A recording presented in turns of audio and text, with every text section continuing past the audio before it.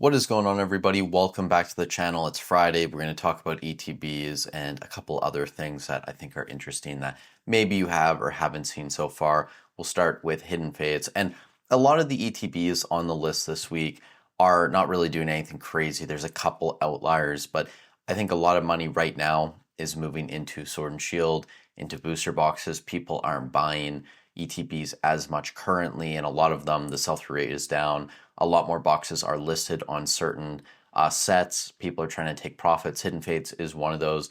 I think this is going to start to stagnate around this 400-ish range. I think the inventory now, it was above 30 days of remaining inventory. So I don't think Hidden Fates is going to be doing anything interesting anytime soon at this point.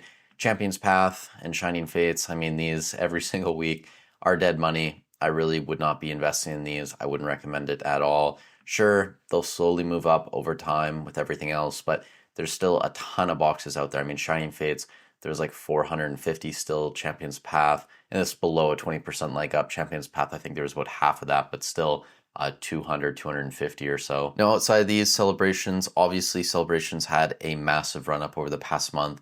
We're at a point now, people are taking profits. The sell-through rate is coming down. I think at its peak, we saw almost like 20 boxes buy it now per day selling. We're back down to around 8, which honestly is kind of where it was for the longest period of time. That was like the average buy it now sales and celebrations. There was like 280, I think 270 boxes, regular ETBs listed below a 20% leg up, which I think would be close to $315 or so. A lot of people are taking profits. I think 100 of those boxes were from Hobbiesville as well. And when I do the eBay update, when Hobbiesville puts their orders up or their items up for sale, if they put a max quantity of 100, that's all I can see. They might actually have more boxes. Like if you go to their website or whatever, they might be trying to offload 200, right? So I think their listing was up at around 270, 269 USD. I don't think Celebrations is going to be doing anything anytime soon. But really, if you own this, that probably shouldn't matter to you because you saw a massive run up over the past 6 weeks or so. Pokemon Go, I don't think this is going to do anything crazy anytime soon either. Obviously, as every other set moves up, Pokemon Go will follow. You can see it's up almost 100% over the past 12 months, which is decent. There was a little bit less supply this week on Pokemon Go compared to previous weeks. I think a lot of that has to do with one or two of the main sellers that had the majority of the boxes. They've either sold a lot of their boxes off platform or they've pulled back the amount that they have listed on the website. Either way, Pokemon Go, don't expect this to do anything crazy anytime soon. Now, before we go any further and talk about Crown Zenith and the sets onwards, I want to jump in here and give a shout out to today's video sponsor, the Shiny app.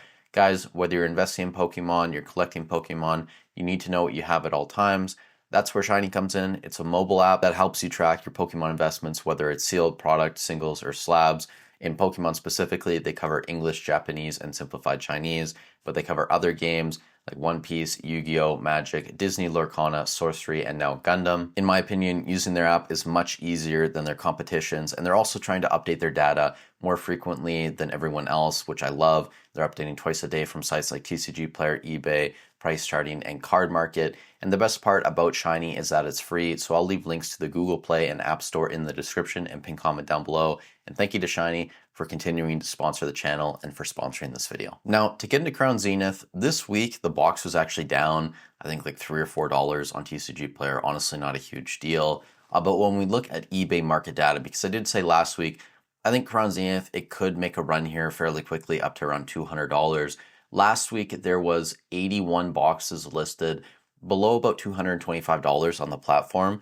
This week, there was around 50 listed below 222. So either there's like 30 boxes, 3 cases or so between 222 and 225, which I think is unlikely, or that a lot of these boxes are just getting pulled off the site, or I think the most likely scenario is that these boxes were just sold and they haven't been replenished. So I think Crown Zenith, that inventory is coming down. It's still in a range. I mean, it's around like 12 days of remain inventory. That's kind of where around 12 days, 10 days, that's where we sort of see things start to make moves. And that's why I do think Crown Zenith is still kind of in a position where it could make a move up to around $200 fairly quickly, especially considering where these next couple sets are going. 151 ETBs, these are almost $300, $299.95.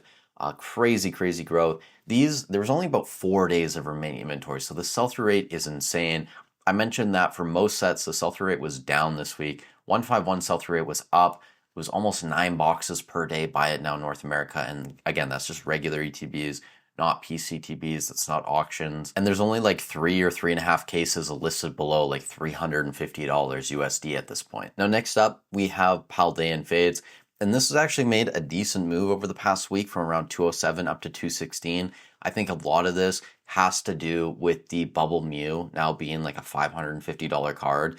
And yes, if you haven't paid attention over the past couple weeks, this was like $370, $360 to start August. It's now $550, and most recent sales on TCG Player from today, 4 sold at $628 approximately. Yesterday we had sales near mint at $600, a light plate at $500. So this card has definitely popped back off again. And I believe with this price move, correct me if I'm wrong, this will be the second most expensive card in the SV era now, behind only the Umbreon EX from Prismatic Evolutions. I'm pretty sure it's more expensive than all the other evolutions at this point. And like prior weeks when we discussed Paldean Fates, most of the inventory remaining right now is actually coming from only one seller, JM Sneakers. They have about 100 boxes still listed below a 20% price increase. After that, we have Shrouded Fable, really not doing anything crazy on TCG Player over the past couple weeks. It has been pulling back a little bit, sitting around $66. Sell-through rate is kind of average.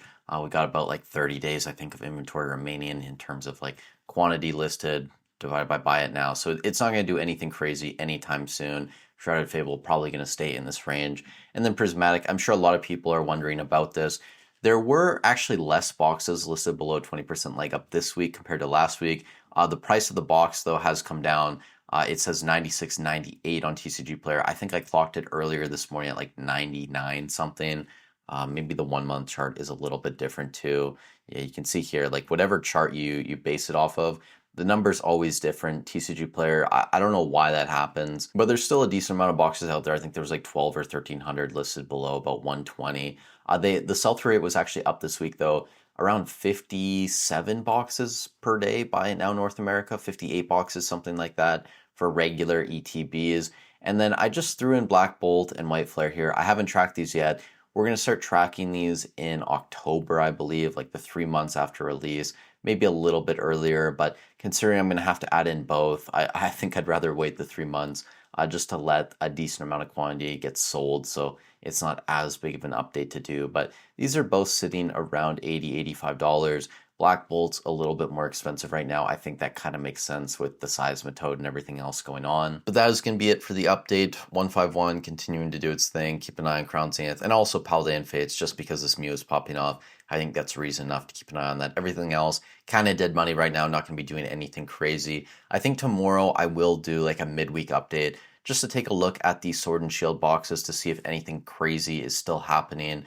The last time we had a leg up, I think it was like about 2 weeks worth of solid growth, and after that things started to slow down. So I imagine we're going to get to that point with a lot of these Sword and Shield sets, but we'll check on that tomorrow. With all that said, thank you guys so much for watching the video. Again, go check out Shiny, links in the description down below. Stay safe wherever you are in the world. Have a great weekend, and I'll catch you in the next one.